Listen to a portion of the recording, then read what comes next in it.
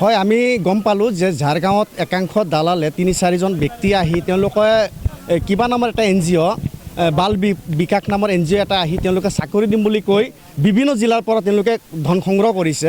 আমি জনামতে যেতিয়া আমি আজি গম পালোঁ যে ওদালগুৰি জিলাৰ যি ঝাৰগাঁৱত তেওঁলোকে আহিছে মোটামুটি 500 ওপৰত মানে কেণ্ডিডেট তেওঁলোকে ৩,০০০, ৪,০০০, ৫,০০০ টকাকৈ দিছে।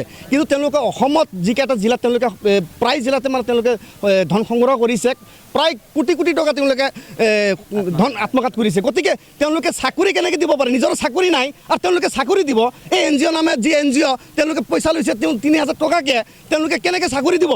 আৰু আমি হিমন্ত বিশ্ব শৰ্মা ডাঙৰীয়াই বাৰে বাৰে কৈছে যে ১ টকা নোহোৱাকৈ চাকৰি পাব। আৰু তেওঁ এনেকুৱা কোৱাৰ পিছতো আজি দালালে তেওঁলোকে ফ্ৰড হিচাপে আহি কিনে এই ঝাৰগাঁৱত আহি অপেন তেওঁলোকে টকা সংগ্ৰহ কৰিছে। আমাৰ আৰু এটা কথা আমি ক'ব লাগিব সাংবাদিক বন্ধুসকলক যে যিখন স্কুল বিদ্যালয়, এই LP স্কুলৰ শিক্ষকে আৰু পৰিচালনা সমিতিয়ে তেওঁলোকে কেনেকৈ তেওঁলোকক এই ইণ্টাৰভিউ দিবৰ কাৰণত কোনো অনুমতি নোহোৱাকৈ টকাৰ মানে অংকত তেওঁলোক কেনেকৈ দিব পাৰিলে? গতিকে আমি প্ৰশাসনক আৰু অসমৰ মাননীয় মুখ্যমন্ত্ৰী ডক্টৰ হিমন্ত বিশ্ব শৰ্মাক আমি অনুৰোধ কৰিছোঁ ২৪ ঘণ্টাৰ ভিতৰত এই কাল্পিত যিসকলে মানে NGO নামত তেওঁলোকে চাকৰি দিম বুলি টকা লৈছে, গোটেই টকা যিসকলে দিছে এই টকা ঘূৰাই দিব লাগে আৰু ঘূৰাই দি তেওঁলোকৰ ওপৰত আইনীভাৱে বিহিত ব্যৱস্থা গ্ৰহণ কৰিবলৈ মুছলিম ছাত্ৰ সন্থাই তেওঁলোকে আহিছে ইণ্টাৰভিউ ল'বৰ কাৰণত। ইণ্টাৰভিউ তেওঁলোকে কৈ আছে যে আমি কিছুমানে কৈছে যে ইণ্টাৰভিউ আজি আমি দিব নোৱাৰিলে কি হ'ব? ৰাতি 12টাত হ'লে ফোন কৰি ইণ্টাৰভিউ ল'ম। ফোন কৰি ল'ব, চাওকচোন, ভিডিঅ' কল কৰি তেওঁলোকে বোলে ইণ্টাৰভিউ ল'ব পাৰে, ভইচ কলত ইণ্টাৰভিউ ল'ব পাৰে। চাওক কি কথা, অদ্ভুত কথা। আজিয়ে গম পালোঁ যে তেনেকুৱা মানে ইণ্টাৰভিউ ল'ব পাৰে। এই মানুহখিনিক মানে আমি তেওঁলোকক মানে আহিছোঁ আমাৰ সংগঠনৰ মুছলিম ছাত্ৰ সন্থা মোচা আৰু ABMSUৰ আৰু বিভিন্ন দল সংগঠনৰ মানুহ আমি ইয়াতে যেতিয়া গম পালোঁ উপস্থিত হৈছোঁ। আহি কিনে কথাটো সততা কিমান দূৰ আমি আহি তেতিয়া তেওঁলোকক সোধাৰ পিছত আমি গম পালোঁ যে অৰিজিনেলি আৰু ইয়াতে সকলোকে আপোনালোকে লৈছেই যে যিসকল কেণ্ডিডেটে প্ৰাৰ্থী পইচা দিছে তেওঁলোকৰ পৰা আপোনালোকে বাইট লৈছেই, তেওঁলোকে স্বীকাৰ কৰিছে আৰু তেওঁলোকে নিজেও স্বীকাৰ কৰিছে যে আমি পইচা দিছোঁ বুলি। মোৰ নাম হেকমতুল্লাহ। আগত দিছিল, টকা দিছিল আগত। আমি 1500 লৈছোঁ আৰু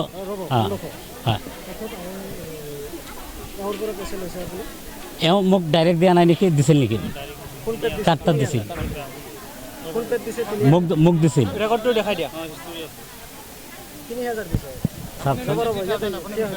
হা, তাৰমানে বাল বিকাশে যে হেৰিয়ে যিটো ইহঁতে 1500 টকা লৈছে ইহঁতে, তাৰপিছত কাৰোবাৰ পৰা অলপ বেছি গৈছে, কাৰোবাৰ পৰা কম লৈছে, মানে ডাইৰেক্টলি কিছুমানে উঠাই লৈছে।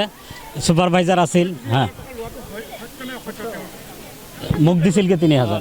যদি এওঁ দিছে 3000 সত্য এইটো। আমি এনে পাৰ কেণ্ডিডেটৰ 1500 লৈছিলোঁ, কিন্তু ছুপাৰভাইজাৰ আছিল, ইহঁতে ঘূৰিছে, ইহঁতে অলপ 500 টকা এটা লৈছে ঘূৰিবৰ কাৰণে। ক'ৰবাত যদি মই গৈছোঁ ময়ো 500 টকা এটা বেছি লৈছোঁ, মানে এইকাৰণে তেল পুৰি গৈছোঁ। হা, এওঁ 3000 দিছিল না? এওঁ 3000 দিছিল, মানে ভেৰাইটিজ, কোনোবা 1500 দিছে, কোনোবা 2000 দিছে। মই কোৱা নাই, নাই, মই চাওক আপোনালোকে, মই কৈছোঁ 1500 টকা লৈছে ইহঁতে। হা, NGO লৈছে 1500 টকা। আমি তেল পুৰাৰ কাৰণে বা লগত মানুহ আছে কোনোবা গৈছে, ইহঁতে আকৌ 500 বেছি লৈছে। এনেকৈ কাৰোবাৰ পৰা 2500, 3000। এইটো বাল বিকাশ সমিতি নামৰ এটা NGO, মানে স্কুলৰ সৰু এই গাঁৱৰ ল'ৰা ছোৱালীবিলাক পঢ়াবৰ কাৰণে এজনকৈ মানুহ নিয়োগ কৰিব খুজিছে ইহঁতে, আৰু সেইটো কাৰণে এটা ইণ্টাৰভিউৰ ব্যৱস্থা কৰা হৈছিল ইয়াত মানুহবিলাকক। কোনটো বাল বিকাশৰ দায়িত্বত নাই, মানে বাল বিকাশে আমাক কেইজনমান মানুহক কৈছে মানুহকেইটা মিলাই দিয়ক, মানে কৰি ফৰ্ম দিছিল কেইটামান ফিল আপ কৰি ইহঁতক দিয়া হৈছিল। ফৰ্মকেইটা দিয়া হৈছিল। দিয়াৰ পিছত ইহঁতে নিজে আহি এটা এক্সাম লৈছিল লতা চাৰিআলিত। এক্সাম লোৱাৰ পিছত আজি এটা ইণ্টাৰভিউ পাতিছে। ইণ্টাৰভিউৰ জৰিয়তে হয়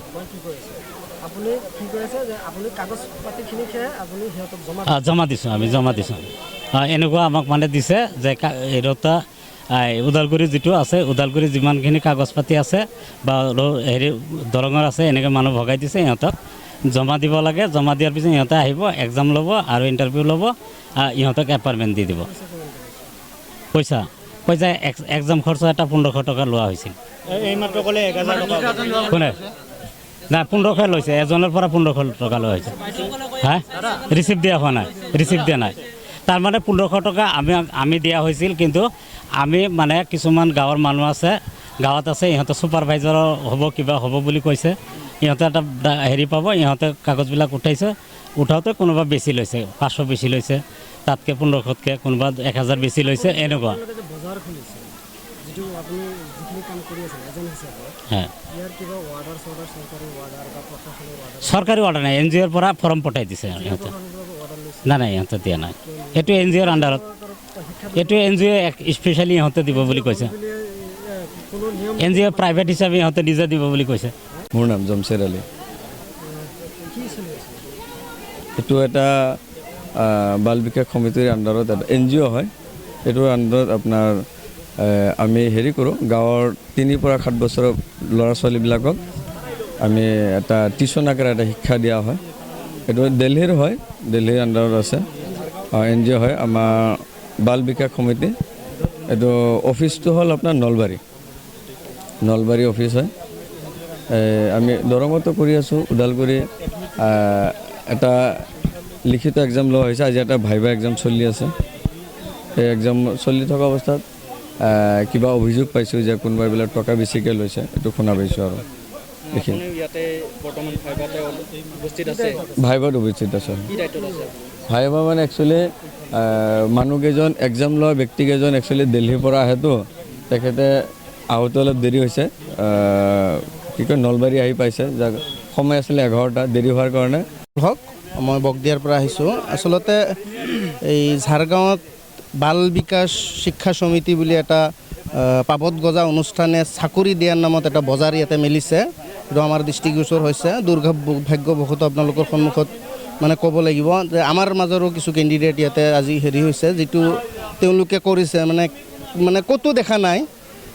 চৰকাৰী বেচৰকাৰী বিভিন্ন অনুষ্ঠান প্ৰতিষ্ঠানে শিক্ষক নিযুক্তি দিয়ে, ভাৰতবৰ্ষত চলি আছে। 2017 চনৰ পৰা অসমত কোনো ধৰণৰ শিক্ষক প্ৰফেশ্যনেল ডিগ্ৰী ডিপ্ল'মা নোহোৱাকৈ দিব নোৱাৰে, কিন্তু তেওঁলোকে কৈ আছে যে মেট্ৰিক পাছ কৰা হ'লেই আমি চাকৰি দিম, আহক পইচা দিয়ক আৰু চাকৰি লৈ যাওক। বিভিন্ন প্ৰাৰ্থীৰ পৰা 3000, 5000, 2000 টকাকৈ সংগ্ৰহ কৰি আছে। আৰু তেওঁলোকে আৰু কি ধৰণৰ এটা মানে ইণ্টাৰভিউ পাতিছে মানে বুজিবলৈ টান পাই আছোঁ যে ভিডিঅ' কলৰ জৰিয়তেও বোলে ইণ্টাৰভিউ হয়, অডিঅ' কলতো ইণ্টাৰভিউ হয়। ৰাতি কিছুমান প্ৰাৰ্থীয়ে কৈ আছে ৰাতি 12টাতো বোলে ইণ্টাৰভিউ ল'ব।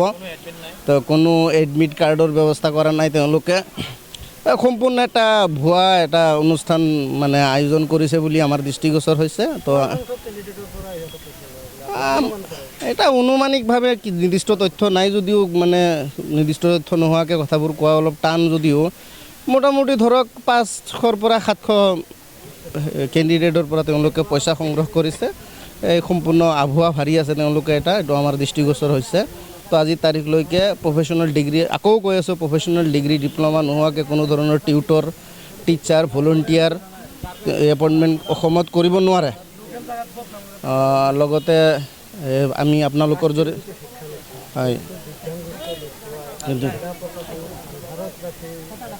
হয় ইতিমধ্যে আমি গম পাইছোঁ যে এই অনুষ্ঠানটো পাতিছে বিদ্যালয়ৰ পৰা। এই অনুষ্ঠানটো বিদ্যালয়টো তেওঁলোকে লৈছে এদিনৰ ভাৱে, ভাড়াতে লৈছে চাগে। তেওঁলোকে জনোৱা মতে জিলা প্ৰশাসনকো অৱগত কৰা নাই। সমগ্ৰ শিক্ষা আপোনাৰ এই জিলা প্ৰশাসনৰ কোনো অনুমতিবিহীনভাৱে এইটো এটা মানে নাচুত এটা অনুষ্ঠান তেওঁলোকে কৰি আছে। তো এইখিনিয়ে ক'ম। আৰু আপোনালোকৰ পৰা মানে প্ৰশাসনলৈ এটা অনুৰোধ জনাম যে এই যিখিনি প্ৰাৰ্থীৰ পৰা মানে অবৈধভাৱে ধনসমূহ সংগ্ৰহ কৰিছে তেওঁলোকৰ বিৰুদ্ধে বিহিত ব্যৱস্থা গ্ৰহণ কৰক। মান্না চালি, ঘৰ বালিগাঁও। বালিগাঁও। এইটো মানে আপোনাৰ কিবা এটা ইণ্টাৰভিউ দিবৰ কাৰণে, ইহঁতে মানে এক্সাম দিবৰ কাৰণে আপোনাৰ 3000কৈ পইচা লৈছে পাৰ কেণ্ডিডেটৰ পৰা। 3000কৈ লৈছে। আমাৰ তাত আছিলে 10জন। আমাৰ ঘৰত গৈছিলে, সি ঘৰত গৈ কিনে কৈছে যে এক্সাম দিব লাগিব। এই হেকমত গৈছিলে, গৈ কিনে কৈছে যে তোমাৰ 3000কৈ দিব লাগিব, অনলাইন কৰিব লাগে। অনলাইন কৰোঁতে অলপ পইচাটো বেছি যায়, এইটো কাৰণে তোমাক 3000কৈ দিব লাগিব। আমাৰ তাত 9জন আছিলে, মাতি দিছিলে, মাতি দি কিনে 9জনৰ পৰা 3000কৈ লৈছে। নাই, একো ৰিচিপ্ট দিয়া নাই। মোৰ তাত ফোনপে' আছিলে, স্ক্ৰীনশ্বট দি আছোঁ। মই এইটো কাৰণে মই কেছ দিয়া নাই। চাকৰি দিবৰ কাৰণে লৈছিলে। আজি যিটো মই চাইছোঁ যে এইটো চাকৰি নিদিয়ে মানে এইটো এনেই ফাৰ্ষ্টত মানে আপোনাৰ এক্সাম ল'লে এক্সাম লোৱাৰ পিছত কৈ আছে মৌখিক হ'ব যদি তেনেহ'লে মই ভাবিলোঁ যে এইটো নিশ্চয় ফ্ৰড হয়, এইটো নিশ্চয় ফ্ৰড হয়। তাৰপিছত চাইছোঁ ইহঁতক কৈছে আমাৰ যিটো মেইন অফিচাৰটো এইটো আহি পোৱা নাই, 11টা টাইম দিছিলে আহি পোৱা নাই।